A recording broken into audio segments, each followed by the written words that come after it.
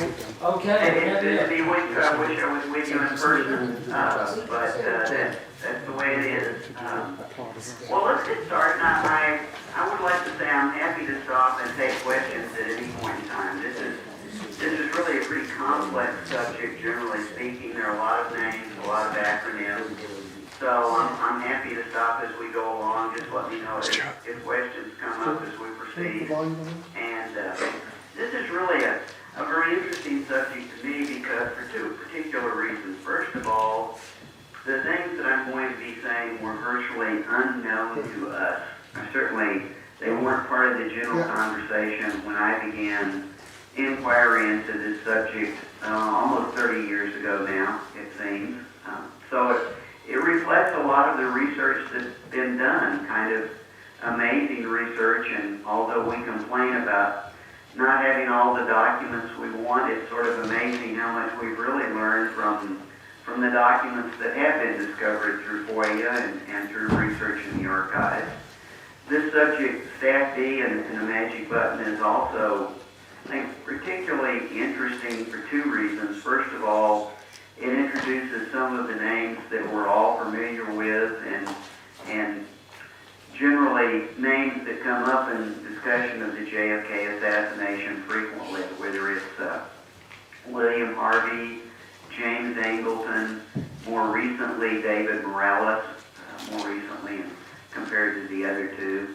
And it also introduces us to the subject of the CIA and assassinations, which is again one of those things that has been relatively mysterious, but which we've learned a lot about in terms of their practices and their protocols and when they were authorized, because certainly they were authorized at different times.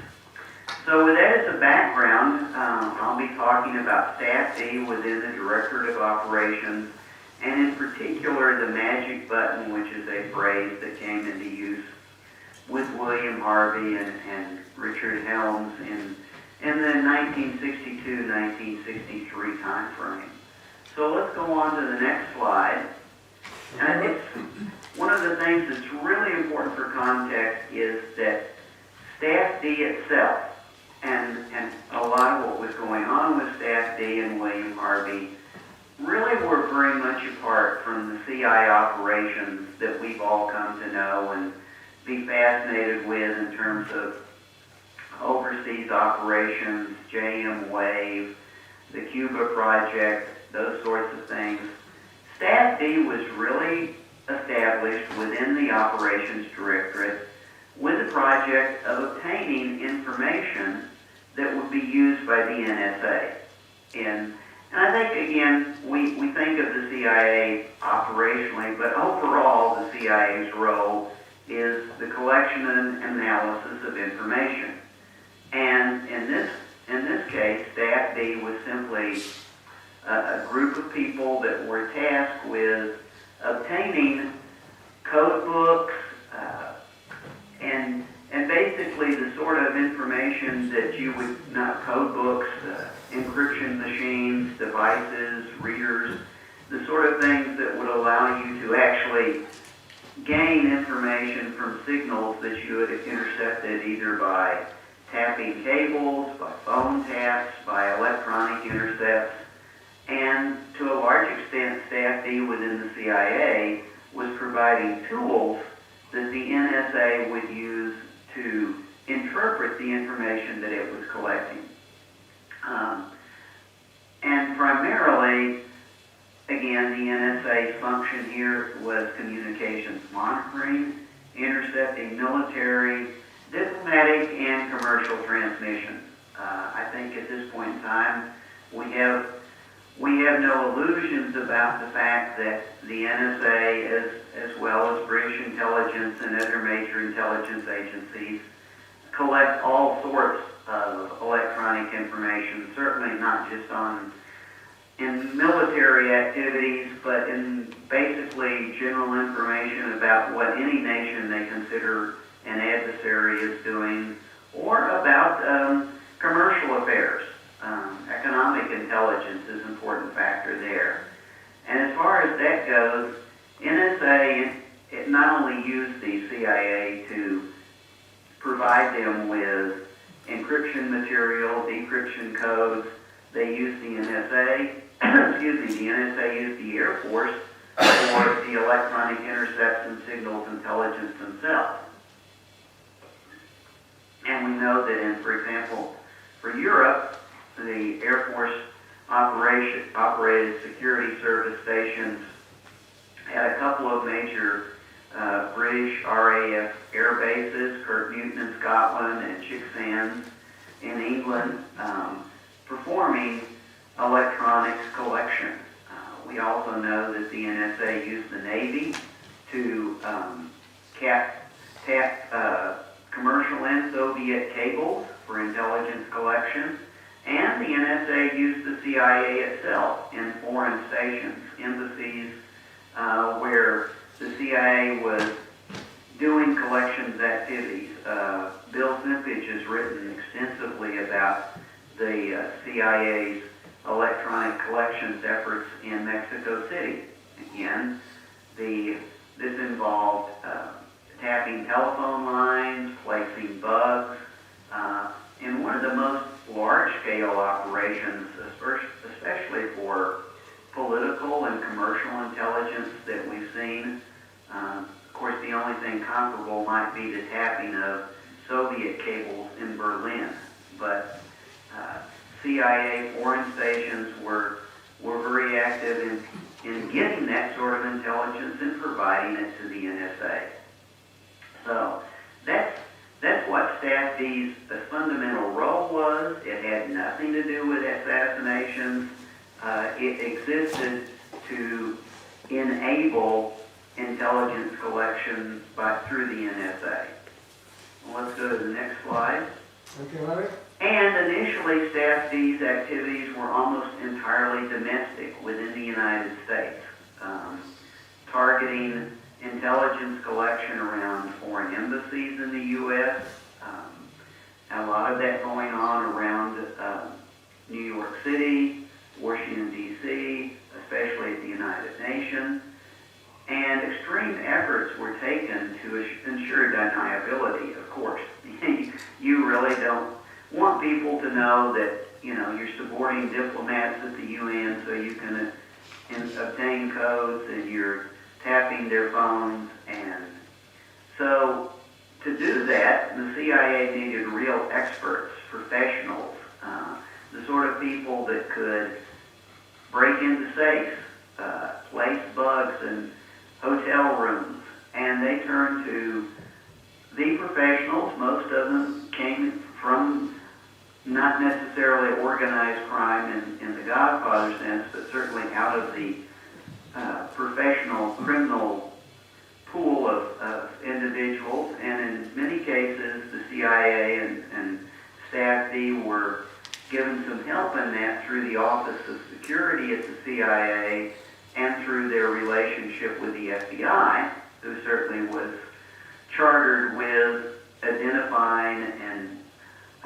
knowing where these types of organized criminals were and professionals were. And sort of interesting, some of the same people that the CIA was using for these types of activities were also at work in the underworld, and there was actually a relationship between the CIA and the FBI so that the FBI would be informed when the CIA was using them and not pick them up in an operation, blow the operation, or otherwise interfere. We have that's easy to say, but there certainly were times when the CIA used people that it didn't tell the FBI about, and we have probably one example of that most of us know about when in conjunction with Cuban operations, the CIA used Richard Mayhew's contacts to bring in a wiretap expert and collect some information on the Andrews sisters, and that thing really blew apart a CIA operation. So this kind of emphasizes why the FBI and CIA should have been on the same chord in terms of these sorts of intelligence collection activities and what can happen if they're not. So that was where Staff D began, and Staff D began, collections work began domestically. However, obviously, there's a desire to collect that same sort of information overseas, and that was a capability that the CIA did not have, even as of the end of the 1950s at the height of the Cold War. So let's go on to another slide, and we'll talk about foreign collections and how Staff D was brought into that. This might also be a good point for me to pause and see if there are any questions up to this slide. Just one question, Larry. Moving on in time, another interesting part of history, I believe, was Berlin when Hess was still around. And one of the reasons that it's said that Spandau went on existing with Hess the only prisoner was because the Russians wanted access to the British sector so they could spy. Were the CIA operating, were they hacking into the Russian equivalent at that time in Berlin? What was happening at that time? I would say the only known example of actually what you might call hacking tapping was with the Russian military cables that were coming into Berlin, and we're talking about physical cables, an underground telephone cable system, actually several cables, hundreds of wires in that, and this is the situation where William Harvey supervised actually digging into that cable system and tapping into it, and that's the only example I know of actually tapping in Berlin. Right, thank you, Larry. All right, CIA, and that brings up an interesting case because sometimes I think one thing that we have learned from the release of all the documents is that certainly sometimes we give the CIA more credit for capabilities than it actually demonstrated. Not that it wasn't trying to do a lot of things, but this stuff is really difficult, and you really don't want to get caught, and certainly the CIA itself was not nearly as invincible as its own senior people would have liked to have touted internally in the U.S. And this brings up another example of that that we're going into now. In 1959, the CIA received a request from its Far Eastern Division, and its Far Eastern Division was being very challenged about being able to interpret and decode Chinese communications, both diplomatic and military, but in particular diplomatic. There were a lot of things going on between China, nationalist China, communist China, and we really needed to know what was going on there, and literally NSA did not have, nor CIA, a lot of those code books and decryption capabilities. So, interestingly enough, this request didn't come from headquarters CIA, it didn't come from NSA, it came from the Far Eastern Division of the CIA, and their suggestion was that we actually send a team into Cuba, into Havana, and see if we could obtain code books or hardware, physical hardware, or tap communications going through the Chinese diplomatic facilities in Havana. So the CIA did send a team down to Havana. The team was led by literally the head of the CIA's technical staff working with electronics collections, a fellow named David Christ, who ended up with his entire team in a Cuban prison.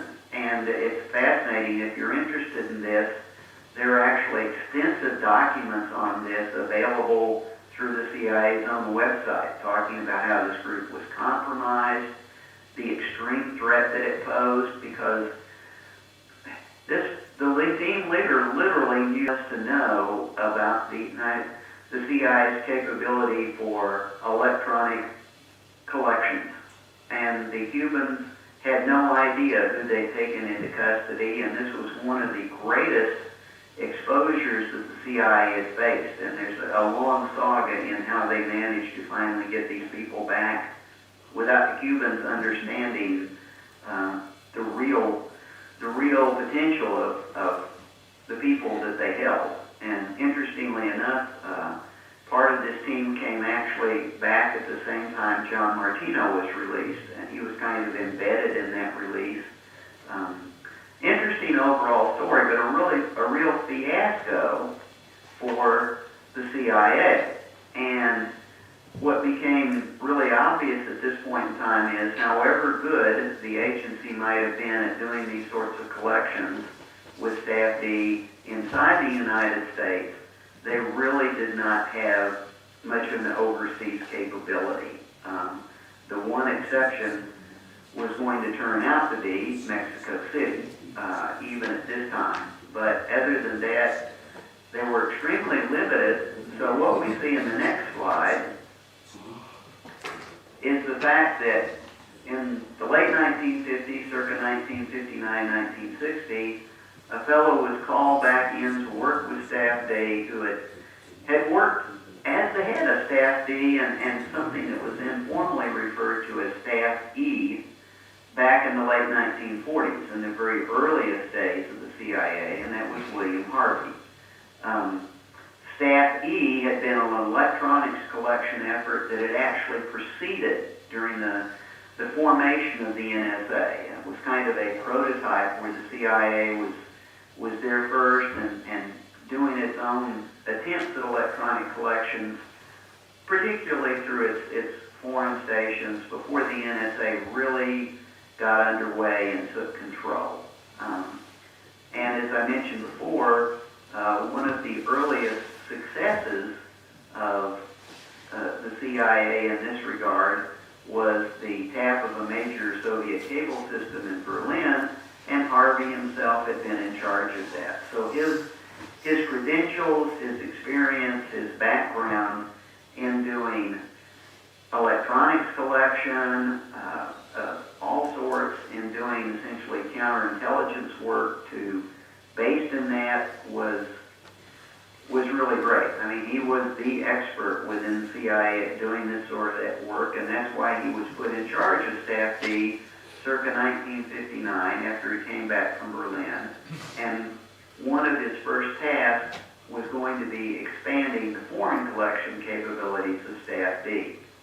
And we'll see that in the next slide. Okay.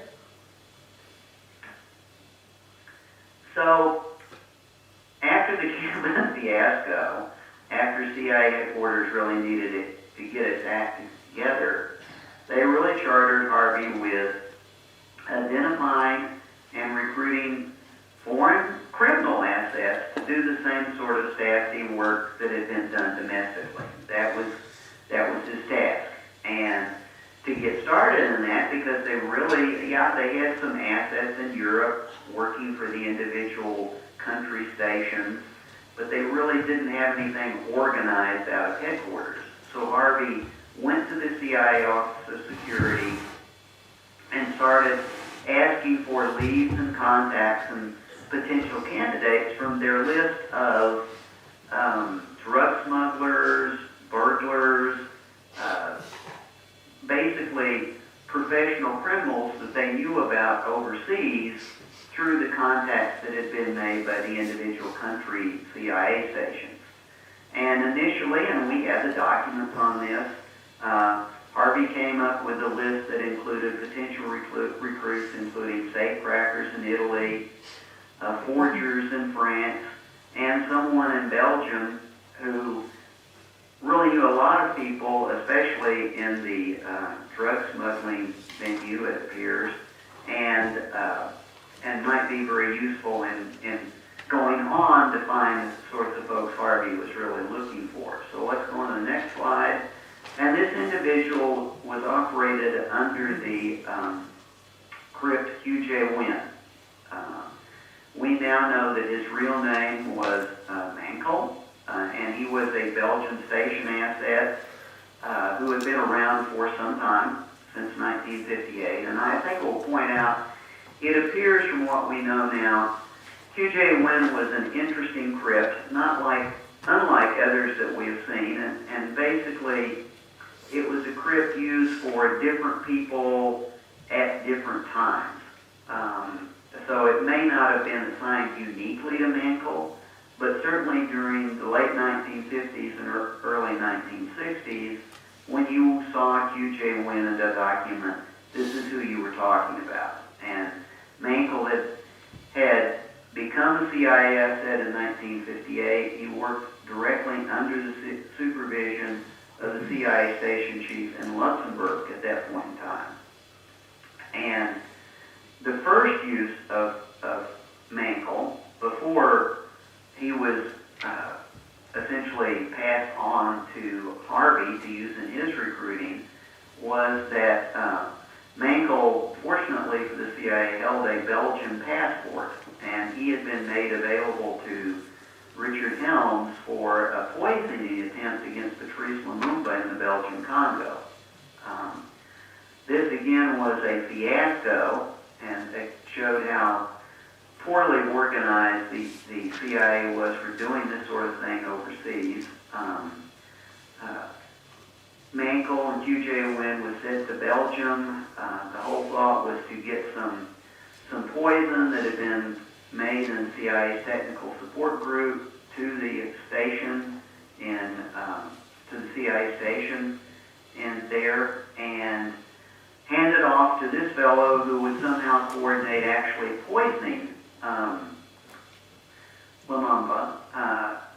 That sounds kind of strange. What's even stranger is they brought another fellow into the mix that had been working for them in Europe. His name was, and I can't really pronounce this, Ernest Meikrink, his crypt was W.I. Rogue, and he was operating in the Congo already under an alias.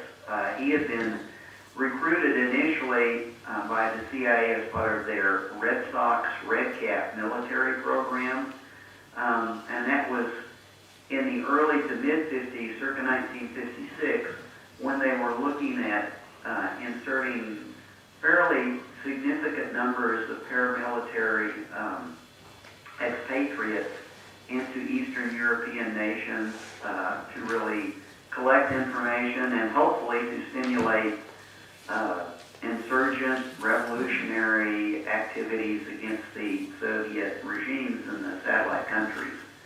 So these two showed up in Congo. Poison transfer didn't work. The whole thing fell apart, and QJ Wynn remained on board and on the payroll, and later on was handed over to Harvey for recruiting purposes. But certainly his first use in the Congo had not worked out well.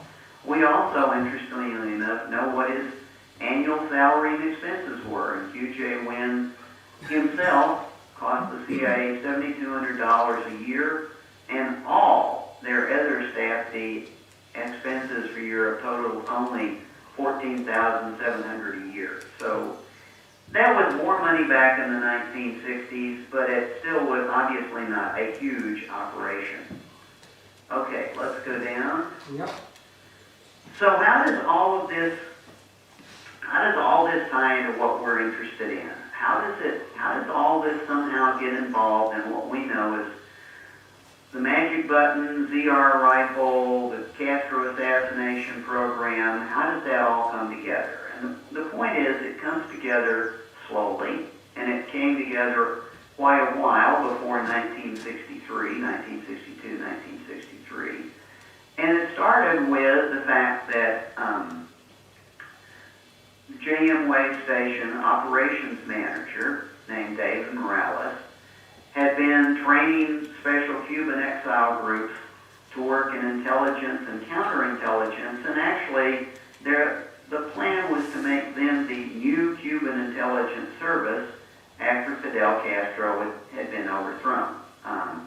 So Morales had been training a lot of people in counterintelligence work, and insertions and intelligence collections, and that all fell apart because the Bay of Pigs fell apart, basically. It's interesting in looking at the documents, we find that really the only JM Wave staff person during the Bay of Pigs era that received any commendation and any remark that they'd done a good job was David Morales. But he had organized this special group of Cuban intelligence officers, and after the Bay of Pigs failed, they were brought back in to JM Wave and reformed as a special Cuban intelligence group to be used domestically. There was certainly the whole Bay of Pigs project, the Cuba project, had been heavily compromised by Cuban intelligence, and things were so bad that in the summer of 1961, when Harvey was assigned to a new anti-Castro project, and this whole thing was being reorganized for a new effort against Castro. The CIA's part of that was only part of it. Lansdale was leading the much larger project called Mongoose, but Harvey and Morales were going to be working on supporting this. Obviously, we needed a much better intelligence, counterintelligence going on, so they turned to these specialists in counterintelligence and assigned James Angleton to become involved, and he actually worked with this Morales' counterintelligence group and was tasked with implementing a lot better practices, helping consolidate the information that had been collected on Cuba, and basically the entire Cuba project was reworked in 1961 with three names that are very familiar to us involved, and that would be William Harvey, James Angleton, and David Morales. And as we'll see on the next page, let's go to the next page. Yep. By September and October 1961, one of the conclusions was that it was going to be very difficult to ever succeed in Cuba with Fidel Castro alive. And virtually everyone was saying that he had been the key to organizing the oppositions to the landings at the Bay of Pigs. He was just so critical that the only way to make this succeed was to have him assassinated.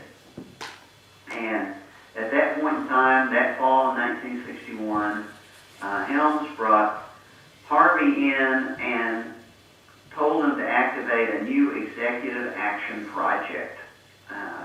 And we have had Harvey's notes from those meetings. We have some insight into what was going through his mind at the point in time. And although Helms was talking about executive action in a broad sense, it's very obvious that the first target of this project was going to be Fidel Castro. And interestingly enough, that meant that Harvey was going to have to take over a Castro assassination project that had been underway since 1960 involving John Roselli. John Roselli having been brought into that because of his contacts with casino people in Miami and his contacts with people who had run those casinos because they were hoping to use them to deliver poison. Again, poison being the choice in CIA assassinations. So, by the fall of 1961, we're going to have a new assassination project targeting Fidel Castro, led by William Harvey, who reactivates John Roselli, and Harvey's talking about how he's going to make this happen, and some of his first thoughts in his notes say, the person he needs to turn to for advice is James Angleton.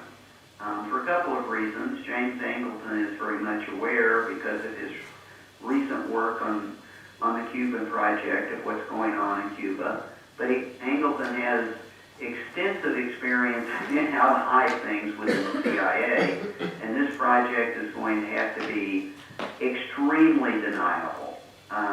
It's going to have to be hidden not only from everybody outside the CIA, but from people inside the CIA. Let's take another slide up and we'll look at some of Harvey's own notes, which caution himself never to mention the word assassination and object to it if anybody does, which actually in one staff meeting we know the special group, the Cuban special group, somebody mentions assassination and Harvey just goes ballistic and writes a memo saying people can't do that, that was insane. Never talk about assassination in any place where notes are going to be taken. This can't show up on paper. It's got to be person to person.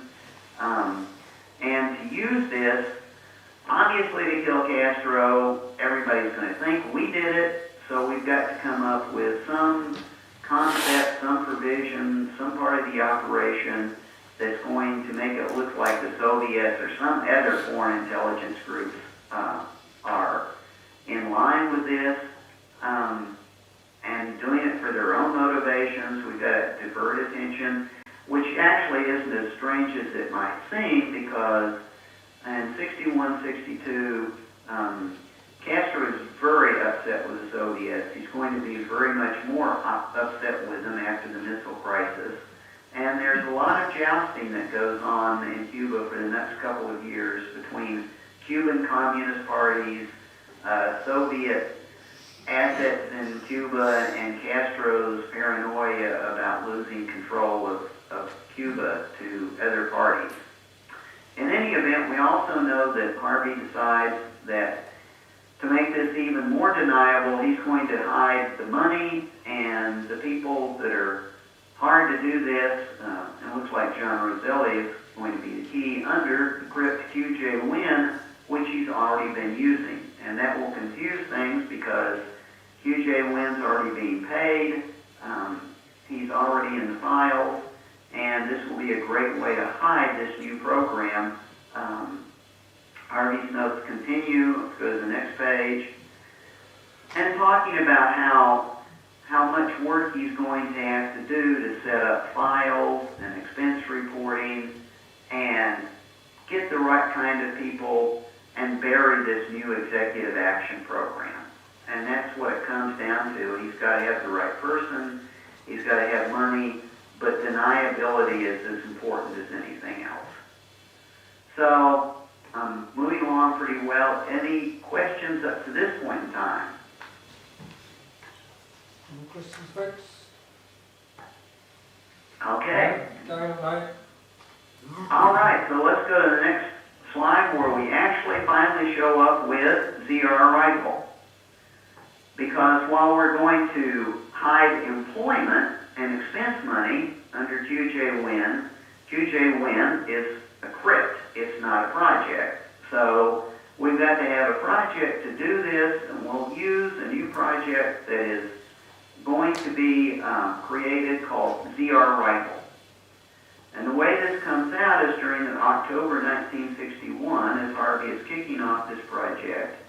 Actually, the interesting thing is he brought on board James Angleton, and Angleton helps him arrange a meeting with a British intelligence officer, talking about assassinations, getting advice, getting recommendations. Obviously, they think the British must know how to do this stuff. They're pretty skilled.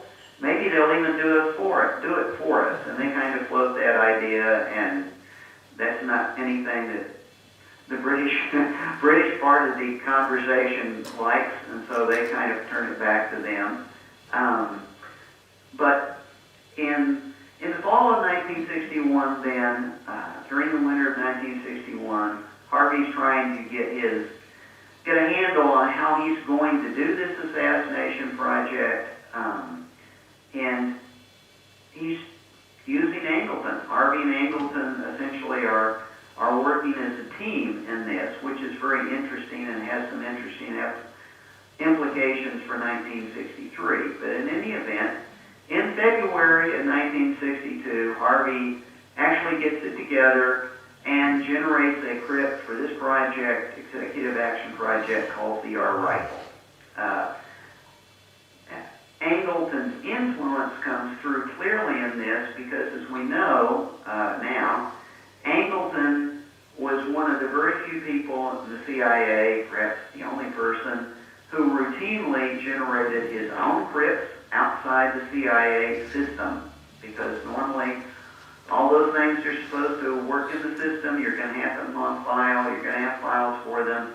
And Angleton didn't play that game. We now know he had his own, even his own collection of thousands of files independent of the regular system. So clearly, Angleton's given Harvey some advice on how to do this and how to set up CR rifle where it's very deniable even within the CIA.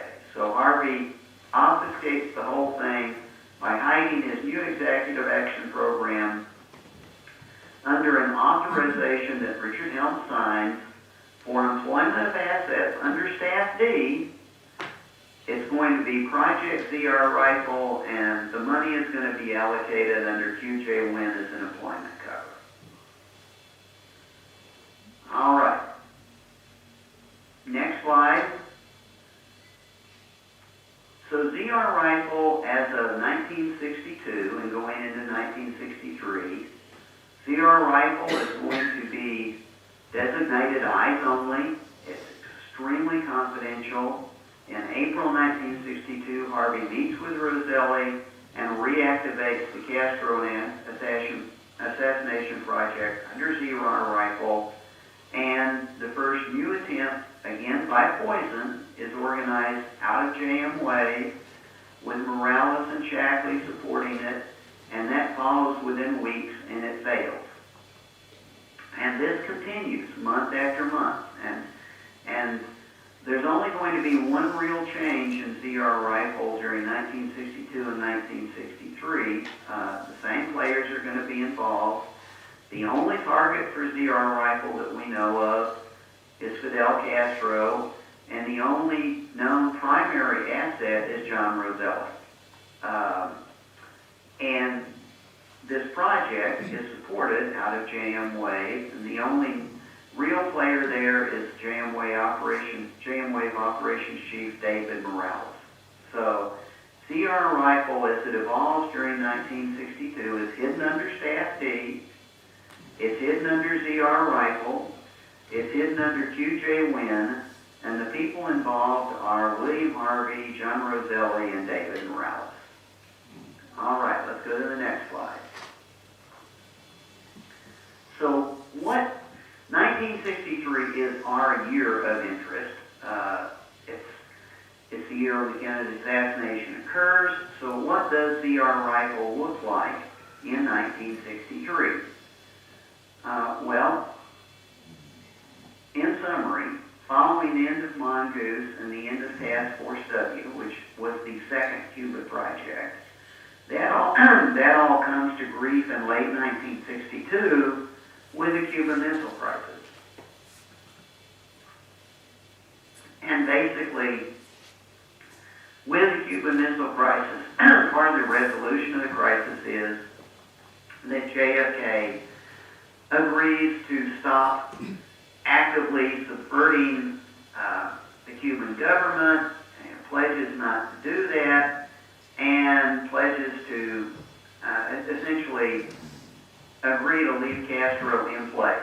That may be the official pledge. We know that a third Cuba project is initiated under the Special Group Augmented and RFK in 1963, and they started sort of stumbling through, okay, could we reinvigorate this whole thing? Would it work if we assassinated Fidel? You know, all of that is in play. And equally in play during 1963 is a brand new outreach first from Castro to JFK, and then from JFK back to Castro, where JFK and Castro actually are about to initiate a dialogue to solve the problem through non-military means, with some kind of an accord where Cuba shifts more neutral, less Soviet, sanctions are removed. So all of that's in progress. Very chaotic situation in 1963. JFK's essentially on one track RFK's on another track, and, you know, it's bipolar. And while that is happening, Harvey and Roselli and Morales are definitely still trying to kill Fidel Castro. So you can't imagine something more entangled than what's going on in 1963. And we know that Richard Helms has funded ZR Rifle for 1963. So there's no doubt that ZR Rifle continued into 1963 and continued actively at least through the first half of the year. It does look like towards after the Cuban Missile Crisis in October 1962 and through the first half of 1963, it appears that the focus of the assassination project shifted from the use of poison to actual attacks on Castro using sniper teams. There's talk of ambushes. So the tactics appear to have changed. There were efforts to put ZR rifle teams into Cuba for Harvey and Morales to infiltrate people into Cuba during the winter of 62, spring of 63, to attack Castro. None of that came together. What we do know is that in May 1963, Harvey traveled to Miami, and the trip to Miami was officially to close down ZR Rifle. That's what the documents say. That's what the official story would have to be. We know by some really good research done by people that it would appear that Roselli traveled secretly to Miami at the same time. So essentially the meeting was between Roselli and Harvey, and a third person was involved, may well have been Morales. A lot of mystery about the meeting, but by the summer of 1963, ZR Rifle is really being closed down. William Harvey is being relocated to Italy. He'll have his own problems and his own mission there. The Italian assignment doesn't go well for him. What, if anything, went ahead with John Roselli and David Morales and people that had been used in the ZR Rifle Castro assassination projects during the later half of 1963 is a totally different question. And people who have read my writing think that, might feel that I think that led to something in Dallas, and I still feel that way, but that really at that point in time had nothing to do with Staff D, it had nothing to do with QJ Wynn or ZR Rifle. It could have had anything at all, and may have had something at all to do with William Harvey, David Morales, and John Roselli. So that will kind of bring me to the end of this, and maybe we have some questions now. Yes, David. David Hancock. Hi, Larry. I wonder, I mean, forgive me for being naive and sceptical, but if official documents are saying they're closing this down, can we take from that necessarily that that was really the case? I mean, there's a lot of background chatter and what you might call chaff, certainly over the last 10, 20, 30 years, which suggests that Harvey, under the umbrella or auspices of ZR Rifle, particularly in Rome, kind of accessed various assassins, so on and so forth. What are your thoughts on that, Larry? I think my thoughts is a lot of that truly is rumor and gossip. Okay. As far as ZR Rifle under Staff D is concerned, no, I think those documents are real because those documents talk about how the CIA operates. The CIA is really, it's a government agency like any other government agency.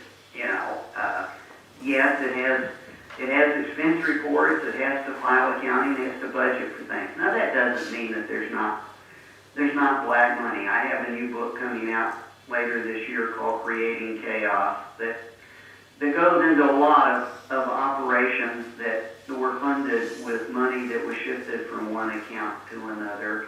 But as far as specifically these individuals, William Harvey, there's been a very good biography written on William Harvey.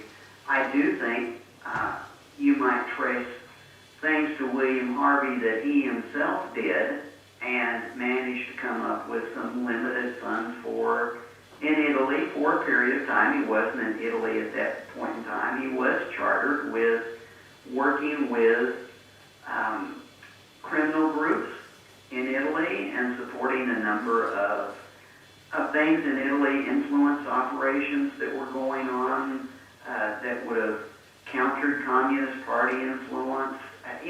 I'm not going to say that William Harvey did some things that were off the books in Italy. Beyond Italy, and no, I really don't see it. If I'm following your question correctly. Okay, thank you. I'm not naive enough to believe that everything that we know that goes on is found in CIA documents, but you've got to be very specific. I mean, interestingly enough, the CIA, for example, I give you an example. We know exactly how much the CIA spent in Italy, and in terms of millions and millions of dollars over 2 decades to essentially suborn free elections in Italy. But we know that. That's a matter of record. It shows up in the documents. So, when the U.S. government actually releases documents that are willing to admit that sort of thing, you're disclosing a lot of dirty laundry. I have a question from Malcolm Blunt, Larry. Yeah, I was I'm ready. wondering if Larry has any thoughts on the Lee Harvey Oswald file that surfaced in Staff D during the tenure of the House Select Committee in the mid-70s. So, like, Malcolm is really going to ask me a question about documents. That he thinks I know and he doesn't know? Malcolm, come on now. Haven't we gotten over that yet? Have you got any I know thoughts on everything I learned. I know it's from you in the first place. No. What's an Oswald file doing in Staff D? Yes. That's what I would say, my guess is that Staff D is, okay, so now we're going to pure speculation. I would say that Staff D is probably a holding area, as we've seen here. We've seen that Staff D includes crypts that are used with multiple people, and that Staff D is a place to embed extremely deniable people. I would not, and this is just raw speculation on my part, I would not, if somebody showed me documents proving that there was a Castro assassination project that somebody was working on involving around Lee Harvey Oswald and the name Lee Harvey Oswald and putting Lee Harvey Oswald into Cuba, I would not be shocked and amazed. I know of nothing that proves that yet, but that's the only thing that would make sense to me, seeing Lee Harvey Oswald and a file hidden within Staff D. Shall I go back? Yeah. Yeah, Robert Blakey went to CIA with, he was obviously very surprised that an Oswald file surfaced in Staff D. And they sent a representative to meet with him called Edward Ryan. And Ed Ryan was as flummoxed as everybody else. He said that the only reason he could think that there would be an Oswald file in Staff D would be if for some reason Oswald had applied for a crypto employment with the agency. Which is Now that's necessarily surprising. okay, yeah, right. I'm thinking, but Malcolm, another interesting thought is, just as Helms was as Harvey was using Angleton as advice and getting advice on how to hide things, I wonder if there's any possibility that Angleton might have done something in regard to Lee Oswald to hide that within Staff D. Mm. Yeah, I think that's a fair point. I think, you know, it's somewhere where you could actually hide things, or you could run operations alongside or underneath, you know, using Staff D as a vehicle. Yeah, I mean, we've talked about possibly using Lee Oswald as, you know, the name Lee Oswald, Yeah, even not yeah. necessarily the person, or Harvey Lee Oswald, et cetera, as a poison pill in terms of counterintelligence activities in Mexico City and Cuba. And it just strikes me that these folks created a real problem for themselves, because letting Harvey and Angleton get together and essentially use something like Staff D, which is still within the Directorate of Operations, as a hiding place both for Crips and agents and money, means that either or both of them in concert could have used that. So even if, let's speculate wildly and say that sometime in the, the spring of 1963, they had been talking and both became aware of Lee Harvey Oswald, and both were looking at his, you know, during 1963, looking at his interest in Cuba and thinking about, you know, could either or both of them move Oswald into there as a potential? I don't know that would even mean that they used him. It just might mean that they were thinking about using the name. So, a fascinating question. I know we have discussed that. Unfortunately, I'm no smarter about that point now than the last time we discussed it. Thanks, Larry. We've got Barry Keane with us, and he would like to ask a question. Hi Larry. Hi, Barry. Hi. Very interesting talk. I've learned a great deal today. My question to you is, does Staff D still exist in one form or another? Do you know? I'm sorry, could you repeat that? I didn't quite get Does that. Staff D still exist in one form or another? Oh, I'm absolutely sure Staff D, well, if Staff D still exists, I'm suspecting that Staff D exists in two forms. That it has become a regular, you know, the collections part is a regular part of CIA station operations overseas, and essentially I suspect that you find that function being performed within the stations. I think, my guess though is that NSA has grown so dramatically as compared to CIA, and I think that's one of the things that we don't really understand is the extent that as of 2018, CIA has been minimized in comparison to some of the other agencies, whether it be DIA or NSA or a couple of other agencies. It still exists, and actually I can do this, I can send it to Stuart. The best way to find it now is there's some actually excellent current contemporary studies of who does what within the American intelligence agencies. And I think you'll find that these field collections duties are now done by NSA personnel themselves, not relying on CIA and actually not trusting CIA.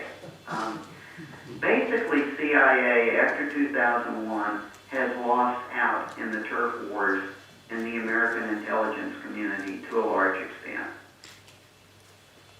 Okay, thanks, Larry. Which is one reason I think you hear about CIA talk so much in the American news broadcast is that's not really where things are happening anymore to the extent that they were back in the 60s. Okay, thanks. Any more questions, folks? Yeah, Malcolm again. Sorry about that. Yeah, I noticed that you didn't name the CIA stations chief in Luxembourg. I did not. Can you? And we know who that was, but I honestly don't recall it off the top of my Arnold head. Silver. Ah, okay.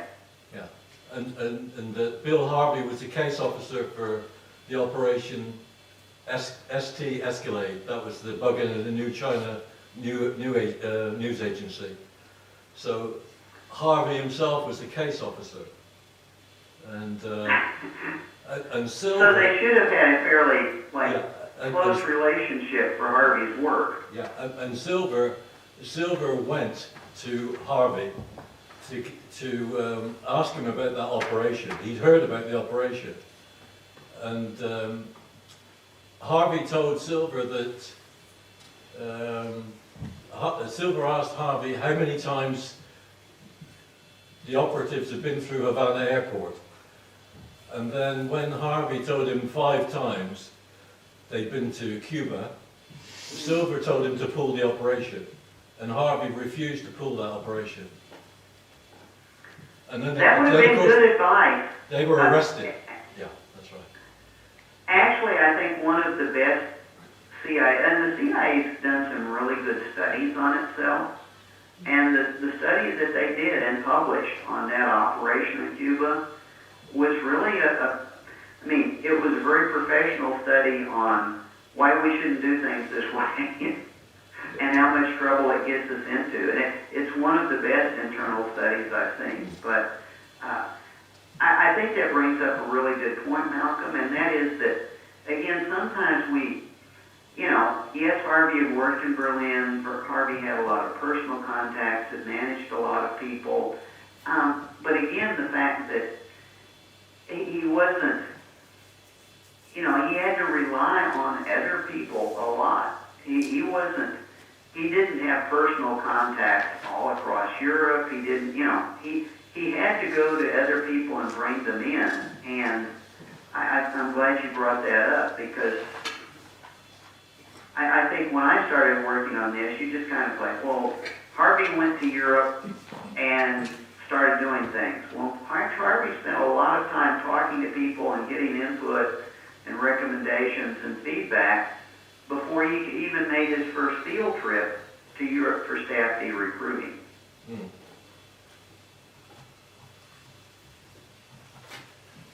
Any more questions? Yes, one more question from David Percox again, no? Very briefly, Larry, I'm being really flippant as well as naive, so forgive me. I'm referring to your earlier response where you mentioned about the funding and money all being accounted for, and we can all see what ZR Rifle and Staff D were up to. What about other operations where off-book operations where the money's being provided from elsewhere? How much credibility can we attribute to that idea? That's where things really begin. Absolutely, there's credibility, but the credibility, what I've found in terms of that other kind of funding is it's money that, here's how what I've seen generally work, is CIA officers become involved with assets in projects. And both the officers and the assets become very dedicated to these projects. And they become very annoyed by interference from headquarters. They become very annoyed by budget cuts. So what happens is they start literally doing their own, I wouldn't even call them vest pocket operations, because in many cases they're not sanctioned. There may be a wink or a head nod, like, okay, you guys do what you need to do, but at that point in time, that's where they become ensnared with money from things like drug smuggling and weapons deals, and all they're really doing is letting the people that work for them, that are involved, these are usually locals, or, they're not CIA employees, they're revolutionaries, insurgents, expatriates. They allow them to begin funding themselves. And in some cases, it's moderately small amounts of money, but it can grow to immense amounts of money. I mean, and I don't want to tout it, that's what I look at a lot in this new book I've written in terms of how does this sort of thing become privatized? And that's the word that I've begun using for it is because these sorts of operations, especially if they involve regime change or assassinations, do become privatized with other people's money, and they go out of control. I'm not even sure it's right to call them rogue. They take on their own lives, and you have to get back to the individuals who are associating with them to even find out if they realize what's going on. And so many of America's major mistakes have come from letting that happen, starting with a small project, getting local officers and assets really excited and committing to it, and then backing off from it. And it still goes on. And it's really depressing. But I'm trying to give a very broad answer to your question rather than confining myself just to like 1963, because I think everybody here or who's listening probably knows that I've written about what I think happened with John Kennedy, which is a set of rogue CIA officers going ahead with their own assets and doing something at their own initiative. Thank you, Larry. Thank you very much, Larry. One more. But do remember that word privatization, very interesting concept, how intelligence operations can become privately funded and take on a life of their own. One more. Please. Larry, yeah, just talking to rogue ops, what's your feeling of Marita Lorenzi's testimony in the Hunt versus Liberty lobby case, where she's testified with Farini, Sturgis, and the journey from Miami to Dallas, and the meeting with Howard Hunt? I honestly, and I know this takes me out of the mainstream, but I, at this point in time, believe very little that came out of Sturgis or Hunt or Fiorini, other than the fact, and this is what I've come to conclude, all of these people were socially networked enough to the people that were involved with Dallas so that they understood the general concept of what happened. Okay, certain CI officers got certain Cuban exiles and their friends involved, and it happened. All of these people knew that happened, and so they started adding to it to enhance their own credibility, to sometimes even help them raise funds for things they wanted to continue to do. As far as Hunt's story about what happened, literally, the only thing I believe out of that story has to do with the fact that he knew that David and Morales were involved. So it's like I think they knew the general picture and they talked to enhance their own reputation and image. I don't think that helps us understand at all the details of what happened.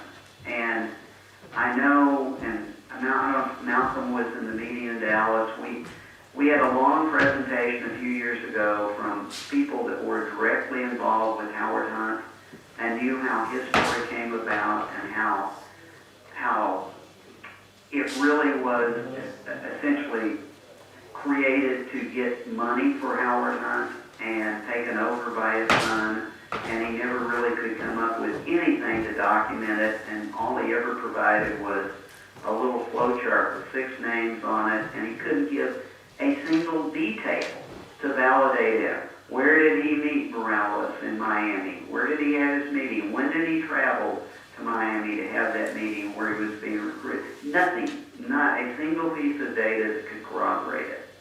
So I guess my general answer to your question is the caravan to Dallas, I think people did travel to Dallas from Miami. I don't think it was in a caravan. I don't think Marita Lorenz was in a caravan. that would have been insane. This is a woman that's showing up being stalked around Miami by reporters getting pictures because she was in a lawsuit against a Latin American dictator she just had a baby with. You don't take that person and put them in a caravan to go to Dallas to kill a president. Larry, thank you very much for your... Sorry. Thanks very much for your time. Much appreciated. You do it every year for us, and we really are appreciative. Thanks very much indeed.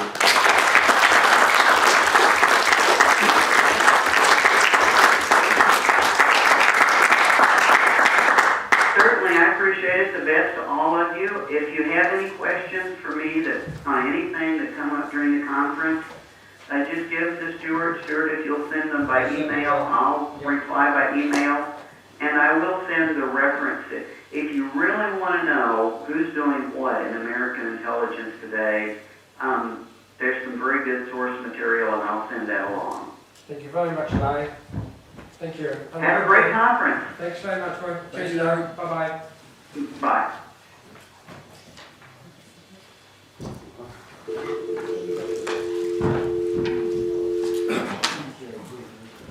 Right. I think we'll have the full 20 minutes, so we'll come back here at 5:10. Yeah. We'll see with the professor. Sorry, 4:10, yes.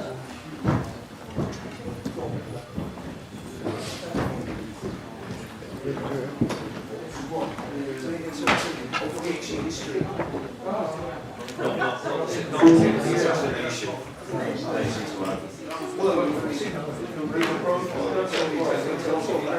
Yeah. What I did and